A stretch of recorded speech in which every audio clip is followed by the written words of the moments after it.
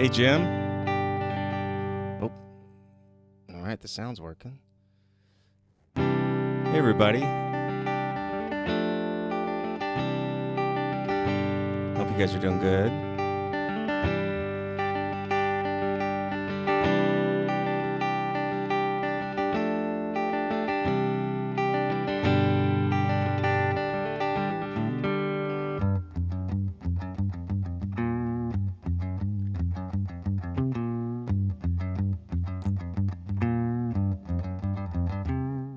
So, hey, Eric, great to see you. So, Eugene had actually planned to be here today, but he has a vet emergency. So, he had to take a dog to the vet really fast. Hey, Greg. Good to see you, buddy. Hey, have you guys seen the videos of the redo of or the touring Guns N' Roses? I saw him at the Hollywood Bowl, which I rarely go to concerts, but I was like, I have to see this. I have to see Guns N' Roses on this tour because I may never see them again. And of course, I never got to see them originally because I was too young. Actually, that's not true. I saw him on Spaghetti Incident tour. It wasn't the best tour to see him on. Anyways, have you guys seen any of the footage from that? Because I can tell you from going to the concert, I didn't stay the whole time. Although I'm glad I went still. But Slash was on point. Boy, man, the singing was tough. It was really tough. Tough. When you go back and you listen to those Guns N' Roses songs and you really start to examine Slash's playing, it's fantastic. It's really quite phenomenal guitar playing, and especially when you think that 1989 was, he was competing with bands like Winger and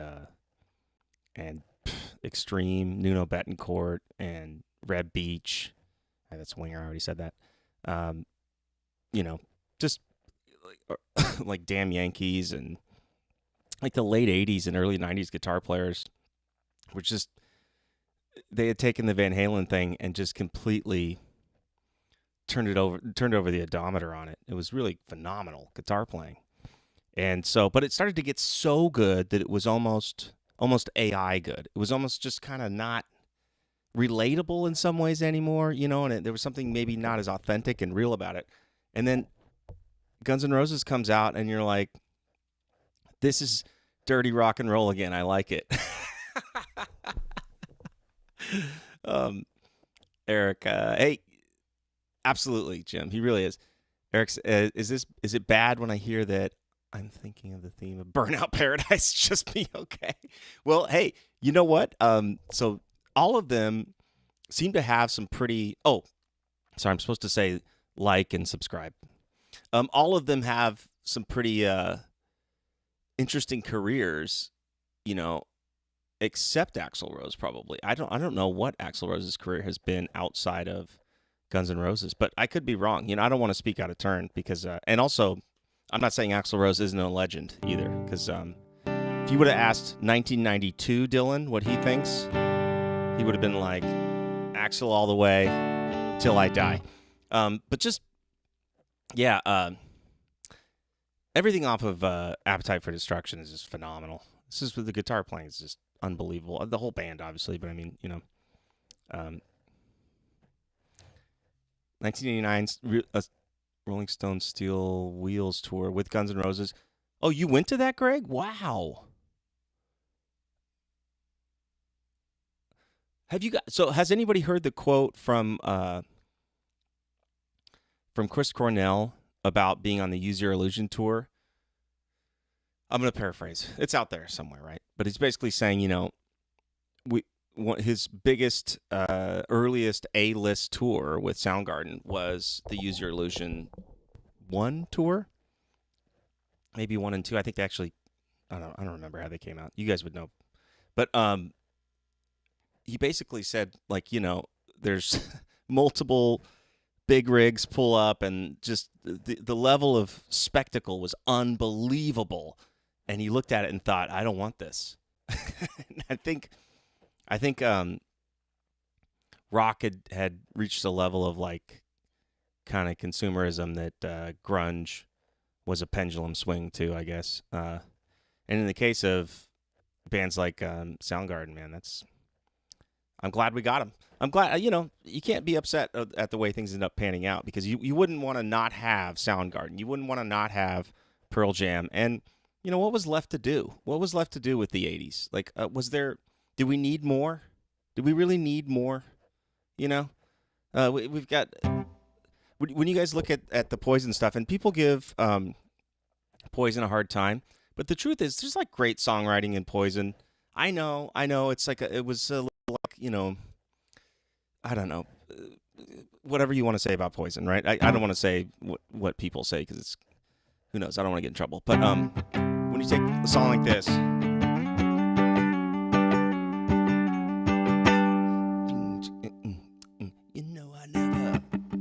never make you feel so good. Like, the solos on these songs are actually great. And when I think of a band like Jet, or I think of a band like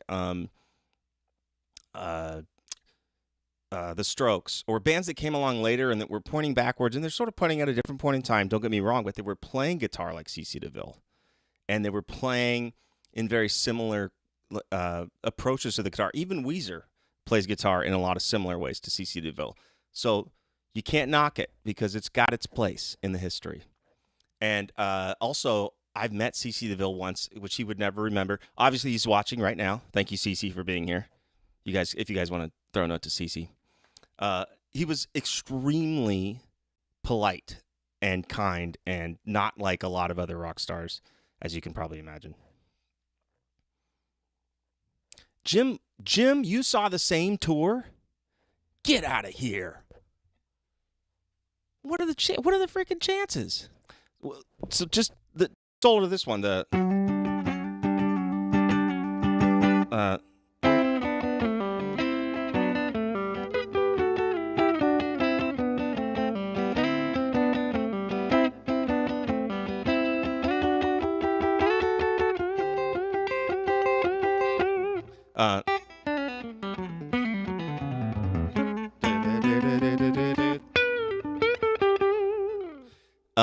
these are like great. This is a killer solo. This guy wrote great solos. What year was? 1989. You said that. That's kind of a weird lineup if you think about it, but I would go. I mean, I don't think Rolling Stones when I think Guns N' Roses, but 1989 is like right when Guns N' Roses came out too. Huh. So anyways, the other one is if you look at the stuff from earlier in the 80s, like, who's your guys' favorite early 80s stars, whether it be band or guitar player? And I think, and I'm going to get a lot of flack. I'm going to get flack right now. But I actually think my absolute favorite early 80s album is probably Rock of Ages. Out of the Cellar. And not every song on Out of the Cellar, but Rock of Ages, I think. But when you look at how just Rock of Ages was just this colossal hit, you know what I mean? And they also got a Grammy for it, didn't they? Deserve it.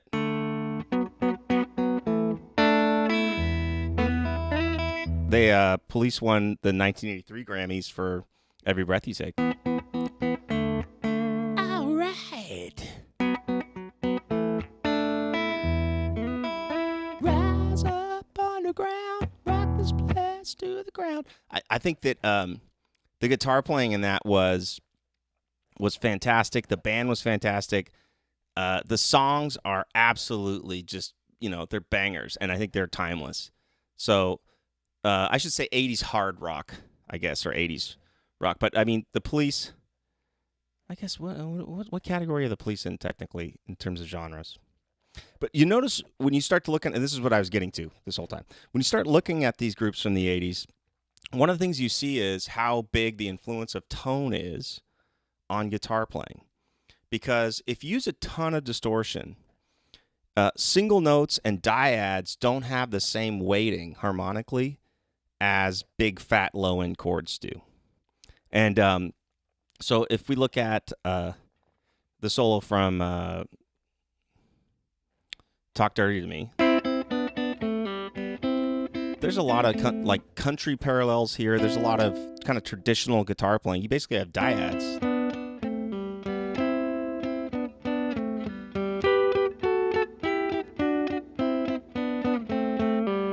I'm playing a little slow and different just to make the point. And then when we look at Rock of Ages,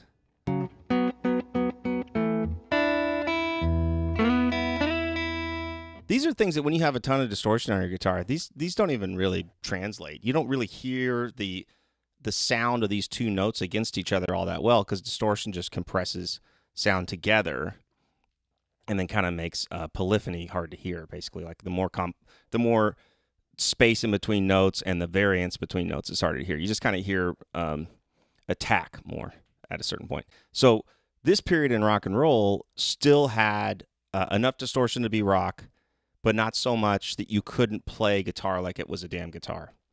And we should definitely go over November Rain, because that was my original thesis for playing guitar when I was 8. Was the solo for November Rain. In the cold November rain. You get on a piano, like a 20-foot grand piano. So I think these approaches to that period of time were absolutely phenomenal. Andy Summers is just a completely different beast. Andy Summers to me falls into the category of, like the guitarists from Rush, or guitar players that were in power trios, basically, and had just such functional bass players and keyboard players in the band that were also just as featured, that Primus is a great example, by the way, that they had to really rethink the way they played guitar. And maybe they came at it like that from the beginning. I think a coefficient we might see in all these is some kind of punk or ska or reggae approaches prior to playing. And that's the case with Andy Summers and Larry, the guy's name from Primus. Larry, help me guys if you remember his name. But there's so many, coefficients in the way that they approach playing, and it's really more of an accompanist style of guitar playing. There's exceptions with Andy Summers. Obviously, the minor ninth sound, or the major and minor ninth sound, which is really popular right now, by the way, guys. It's a really popular sound in like several different styles of music. Yeah, and Andy Summers is just a wildly competent and maybe underrated guitarist. Do do do da da da is like some really great guitar playing.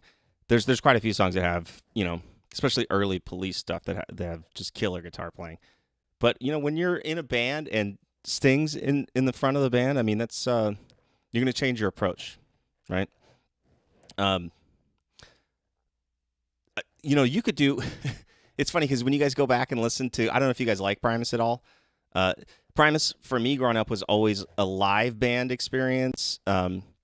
Prior to being I bought all the tapes and went home and started listening to it experience, because I was into Mr. Bungle, into Primus, into Faith No More, into these kind of almost like novelty music acts, right? Like there's some serious, I don't say novelty as in joke. I mean novelty as in there's some novel pushing the boundaries of music and playing in these things. And but many people would be like, this is just too unconventional and I can't connect, and then there's some goofiness in here. I'm not digging it.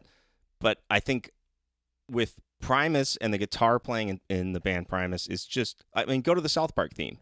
It's just so, it's so outside what you would normally think to play on a guitar. I mean, and I mean culturally even, like, let's say we're talking somebody who's in Spain, France, or China, or I mean, it's outside of anybody's expectation of how you would play guitar in that scenario.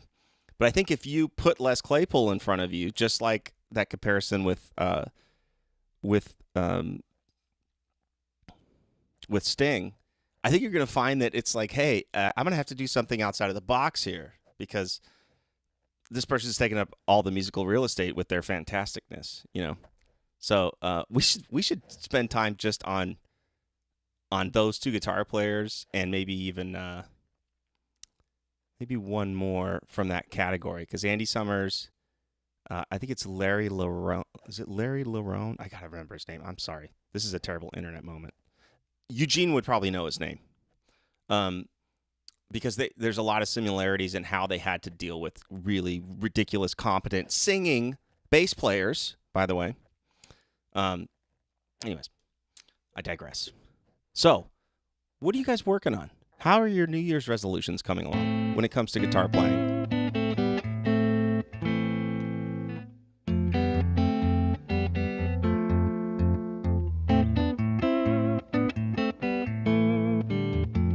By the way, I'm really glad you guys are here because we've been getting, as you know, Eugene he's busy on Wednesdays.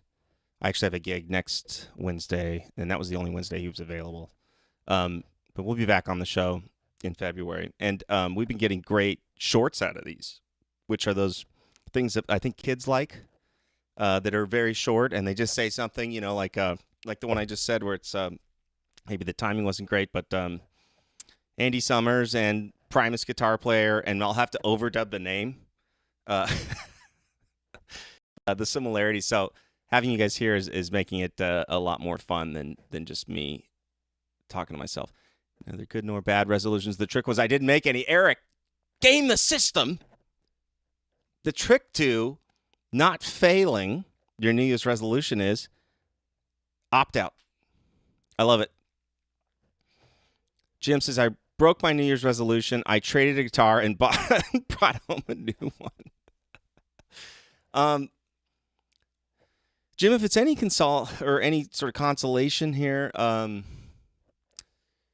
this is a disease it's an allergy of the body and mind. And the allergy is not purchasing guitars, coveting guitars, distracting yourself with guitars. Eventually it gets to the point you wake up and there's a neck, and I don't mean a human's neck, I mean a fretboard on the pillow next to you. And that's where you start thinking about meetings. That's where you start thinking about, well, some of us, honestly, recovery's not for everybody, But, well, case in point, I'm going to NAMM on Thursday. I have to work at NAMM, and and that's my excuse, right? But I will be there. You can't buy any. Well, technically, you can order things at NAMM. You can wait around and hope they throw something out. I don't know. They can give you stuff if they want to at NAMM, probably, but you're not supposed to be able to buy anything at NAMM. But what you can do is learn about thousands of products that you did not know about previously, and frankly, don't need to know about. And that's just for your recovery, of course, because I end up leaving NAMM and buying a host of products that are both domestic and international every time. Because I don't think there's been a year where we went to NAMM and didn't get sick. Everybody gets sick at NAMM. It's like, in fact, I got COVID in 2020 at NAMM, and it was in January of 2020. So that's pretty impressive. Once you see them, you need them. This is the allergy of the body and the mind, right? I mean, this is step one here is your life is unmanageable and you have to buy guitars. I mean, a lot of people don't read that step correctly, but that's what it says. And so, no, I mean, it's, I'll tell you how bad it gets. One of these days I got to turn the camera around, you guys, and just show you what debauchery and degeneracy truly looks like when it comes to guitar ownership, because this is you're tripping over guitars here. You are sometimes you have to use guitars. I can't find the bottle opener. Oh, okay, use that Strat. It's a Chinese one. No, the Chinese ones are great, but you get the point. So I'm with you. I understand the sickness and we're going to recover together. Potentially, it's possible in the future we might try to recover together down the road. Not today. I don't want to start today. Have you guys seen the John 5? Oh, that's what you're talking about. I think the John 5. It didn't come out already? Wait, so the John 5 Telecaster is not out? So from Fender, what I'm interested in seeing at NAMM is every year at NAMM, Fender tends to release Parallel Universe guitars. And a lot of them are... See, whenever you buy these like offsets from Fender, you get guitars that got a ton of attention from guitar makers because, one, they're novel, they're exciting, they're different. And a lot of times you get something that people are really, really spending a lot of time on and that are being heavily scrutinized. So I always like to look at those Parallel Universe guitars, any of the other offsets that aren't constantly being... that aren't made all the time. And obviously the other guitars are fine too. It's just, when you're this much of an addict, you're just looking for novelty. Let's face it. You're looking for cheap thrills, folks. Black Phantom Telecaster with a Floyd Rose. Ooh, no, that is a new John 5 guitar because the last one I saw. Oh, speaking of that, Fender has a new CEO, which I don't know. I mean, I have no idea, but Andy was fantastic and did his best with a lot of tough situations at different points. And, man, the pedigree on the outgoing CEO is just amazing. So I'm excited to see how the new CEO changes the company. And I just love the idea that the page is going to keep turning and things are going to continue to improve. So I know one of the things that's also kind of exciting, and a lot of people have mixed opinions about this, but I know the ProSonus stuff that they're working on is really genuinely about trying to make the working person's 2026, the working person's interfaces and DAWs that could really be approachable to anyone, regardless of your level of knowledge about computers, but also could be used at a pro to semi-pro level. And Logic is a good example of that. Like Logic is GarageBand Premium Plus, if you will. And so I think that that's what they're going for with the new Studio One. I think there's a lot of space there for something that's really, really, really well designed, well crafted, and that would be amazing, Jim. I didn't even think about that. Yeah, that would be killer. Yeah, they're both back, and both of them are kind of at really decent points right now, if you think about it. I think Gibson is doing kind of some phenomenal things too. I know that. So I grew up working at a shop. I was like sweeping floors at a music store. It's called Barker's Music up in the Central Valley, and then I was teaching guitar. I started teaching guitar when I was 16, and then I just did both. I was like selling guitars and teaching guitars. And we had Gibson stuff, and we didn't have Fender stuff because that's back when stores had to, there was like a brand sort of, you had to be so many miles away from the nearest dealer. And so Gibson was what this store had. And it was not one of the best periods for the Gibson electric guitar manufacturing in terms of consistency, at least. It didn't mean they were all bad. It just meant that some of them were better than others, which is always the case with all guitar companies. But anyways, the acoustic guitars were phenomenal. Phenomenal. J45s and the mustache bridges and the stuff coming out of Memphis from Gibson was just beautiful. And I know Gibson had to shut down one of their factories, their acoustic guitar factories. I think it was in Kalamazoo. I might be wrong. But I would love to see their acoustic stuff come back because it's incredible. Their acoustic stuff is absolutely amazing. And I would love to see, I think if everybody wanted to see Fender expand, at the same time, we'd all want the same thing that Fender has always made to be really good. And that's kind of where my head is with Fender. I would really still want us to be able to buy great Strats and great Tellies, to be honest with you. And I love the idea that Strats and Tellys have not changed in uh, in some way that's even when they have changed, people said no, don't do that because there was no flaw with the design of any great meaning right out of the gate. Yeah, and see, I'm sure the Epiphone stuff coming out of China is fantastic. At this point, you guys, China's making guitars that are going to be hard to rival because they've been making them for 40 years. So it was never like an issue of politics or government or whatever. It's always been an issue of experience level and that experience and tooling being passed down. And so China's going to be making great stuff. Whether it's still cheap or not, we'll know. We'll find out. But yeah, I haven't played a Chinese Epiphone anytime recently. A good friend of mine works for Gibson.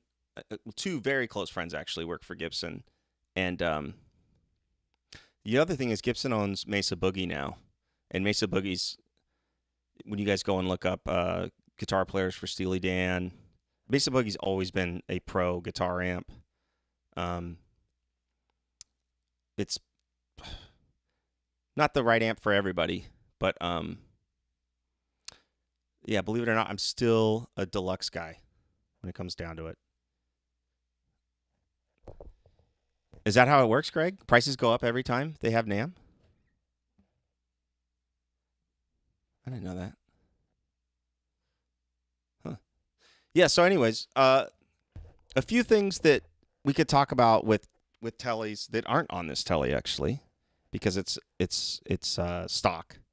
But a couple of things that I've noticed that Fender's done to update tellies that are maybe not the bottom end of the range, but anywhere sort of mid-range and up, is they're using brass saddles. And brass saddles have been a mod in the industry for a long time because of their resonance and because of their resistance to getting burrs where the string can pinch and either break or just not allow you to keep tuning as you bend. Because the choke points are always going to be string trees, nut, or saddle in terms of tuning issues from bending or just from any string tension changes, really, including string settling.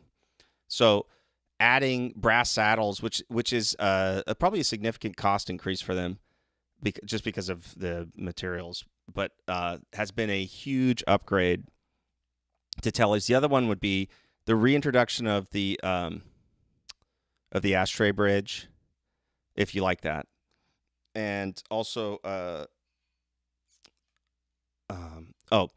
keeping the heel for your. So if you guys play, who has a telly and plays their telly for 10, 15 hours straight? Not.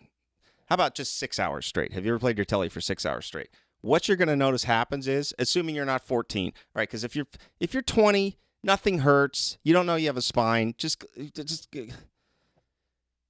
I don't dislike you, but I don't understand you. No, I'm joking. Please come if you're 20. But because we're going to tell you how much things are going to hurt. The heel of the guitar right here is a huge ergonomic improvement. And I think you could make a case for having a heel for a slight amount of resonance, but boy, your chiropractor could make the case for not having it in terms of your shoulders placement. So, anyways, so tell me, which guitar are you guys going to buy next? Because I know what I'm buying next. And it's still the SG. It's still the custom shop. And it's still going to cost more money than it should.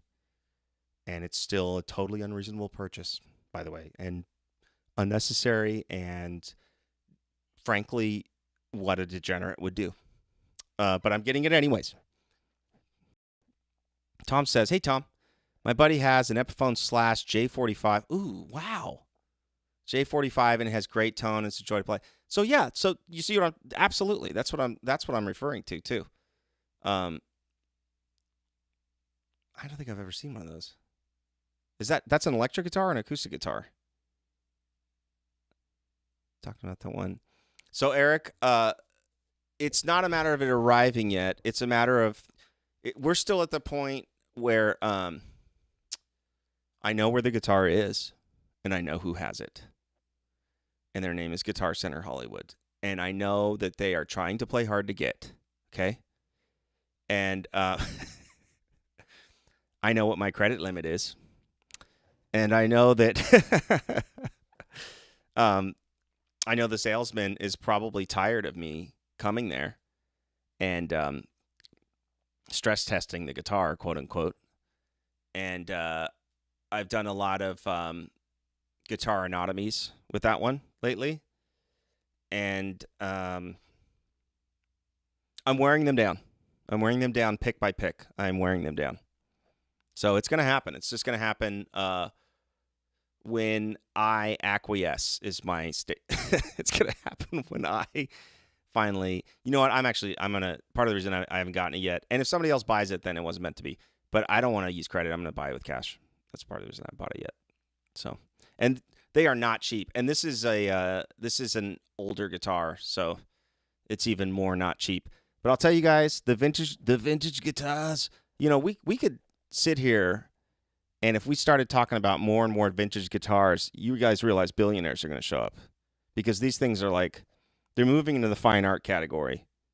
If we start talking about vintage amps and vintage guitars, we're going to have real estate people start popping in and going, you should get maritime insurance for that, or something along those lines. You were talking to the one, I was curious. Yeah, Eric, it's arrived in my heart. It's very well built. Yeah, J45, that's what I figured. That's awesome. I got to check that out. That's really cool. Tom. So depending on how your tax is and which gets to turn out, it's a remade guitar. Honestly, so since I'm a contractor for a lot of places other than the college I teach at, I could theoretically probably write off guitars, but it makes it hard if you want to buy a house someday. You got to show income, you know. But I use them for work, so, you know, that's exactly what write-offs are for. How many thousands in SGs? Greg, you know what? 5 of them is roughly, and that's before tax.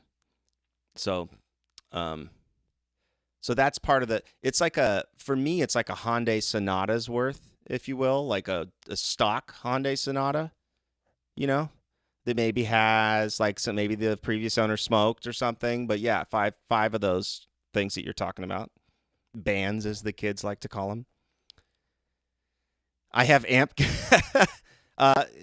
Jim, you're talking to another support group that I'm in there for that one. That's a different 12-step program. I also have it. And that one's bad. That one's real bad.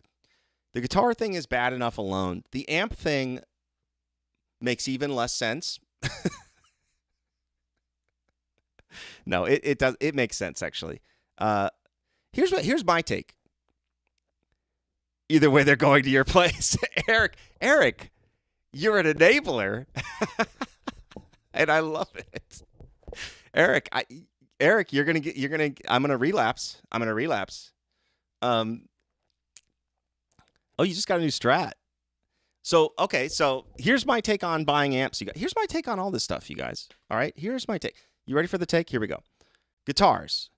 Buy cheap. No, let me start over. Cut. Use the second take. Guitars. Buy expensive, cry once. Buy cheap, cry every time you use it.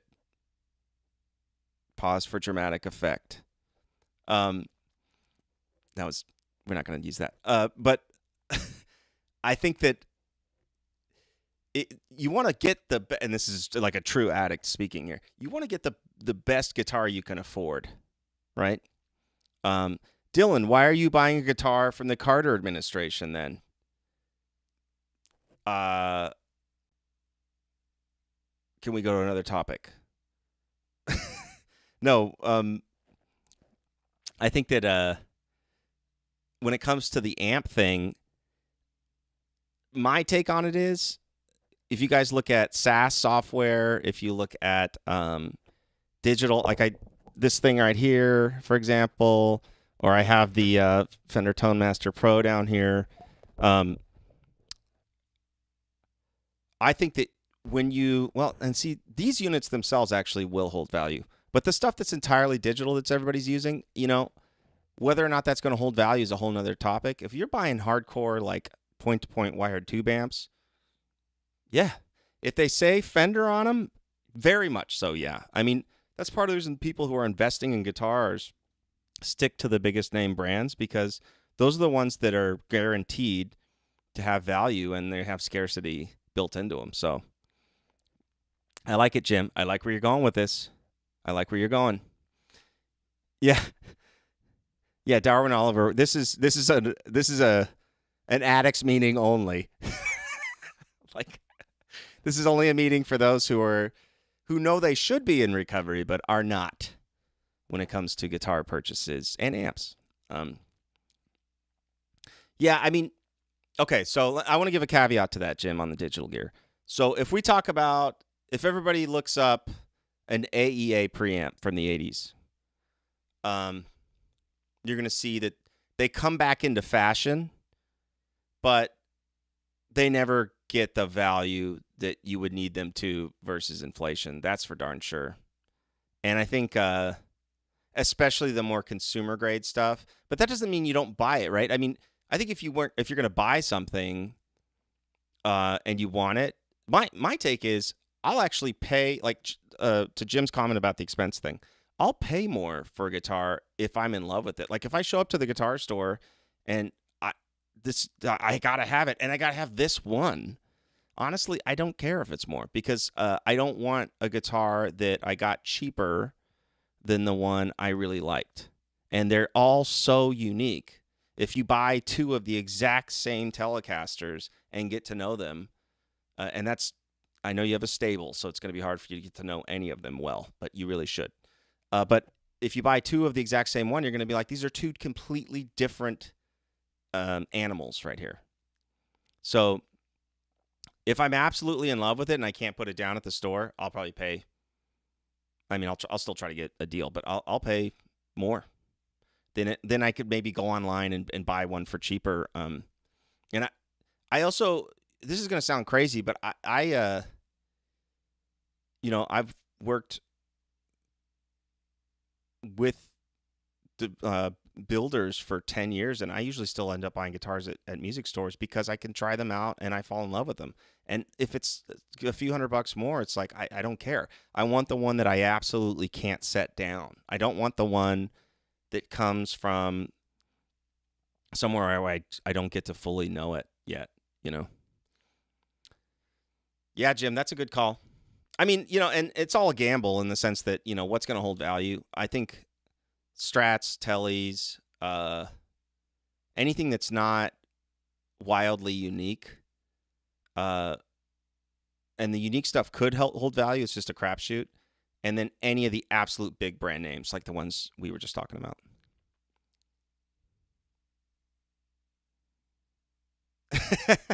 Yeah, Jim, I think it's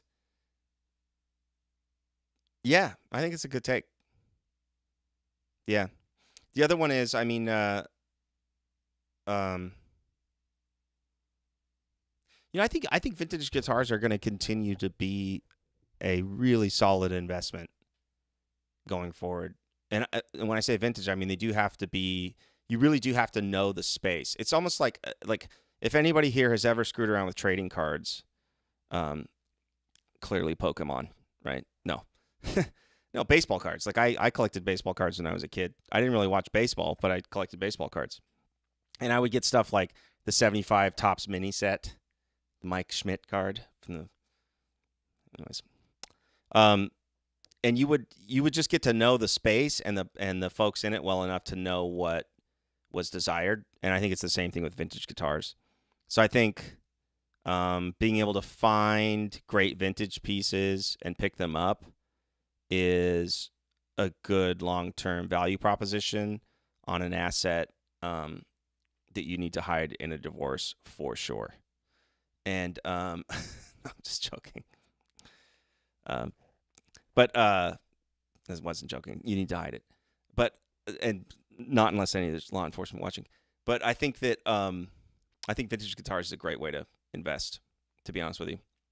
Because I've just watched it play out over years. People buy vintage guitars and do very well. You do have to hold them for a long time. You have to find a buyer if you ever have to get rid of it. But I don't think the point is to get rid of it either. So, well, this is great. Now I'm going to show up to NAMM, you guys, and I'm going to be all primed to buy a bunch of crap. Do you know that? This is a disaster. But I will blame all of you. And and I mean, I always do. But anyways. Next week, I'm looking forward to hopefully having Eugene here on Monday, and we'll do a little bit more teaching. I start back teaching at the college, so I'll have some ideas on some approaches. And why don't you guys, do a little playing? We should all do a little playing between now and then. You know what I mean? Something fun to do if you've been playing for a while but not forever is try to be able to play chords, but only play the bottoms of the chords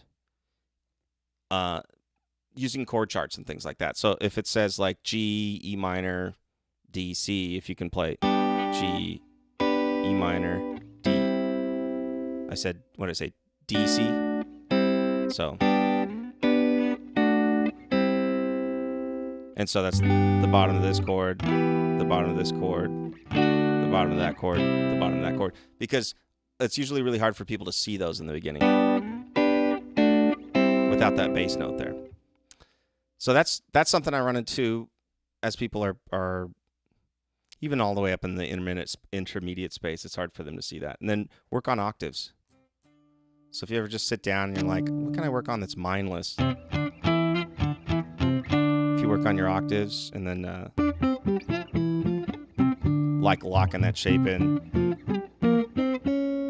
So that you have the 2-string shape for the 6th string, for the 5th string, for the 4th string, for the 3rd string. So it's 2 frets up and 2 strings down.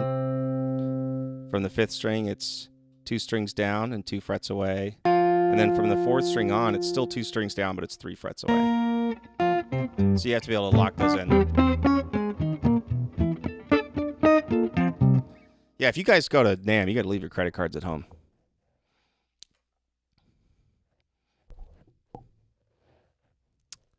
Can't blame me, but we're all... but we all know the truth. You could blame me, but we all know the truth. Let's feel guitars. Yeah, no, Greg, you're right. A lot of them are, but I mean, I think... So would we have thought that the guitars that are from the 70s would be worth what they are now? And again, it starts to get really specific. If you had just bought every guitar from the 60s up, you would have bought a lot of junk. So, but you wouldn't have known, okay, the best thing to buy is 59 Strat or a 1960 Tele or a 57. And obviously those are more and more scarce, but I think